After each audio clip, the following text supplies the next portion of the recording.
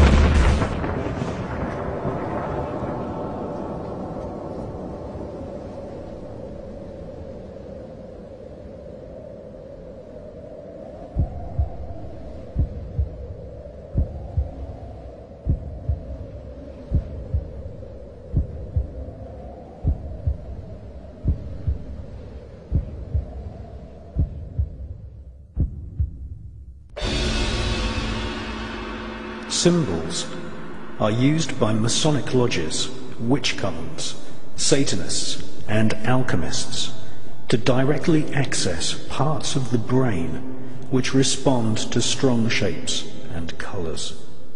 Just as the saying goes, a picture paints 1,000 words, so magical symbols can be used to convey a multi-layered message or command.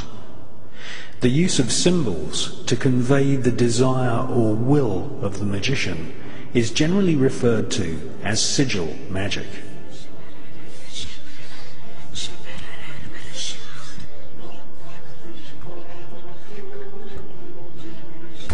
To make a magical sigil, you first write down your desire or spell. You then remove all vowels and all repeating consonant letters. You then rearrange the remaining letters into an easily remembered symbol. This symbol, or sigil, contains the original spell.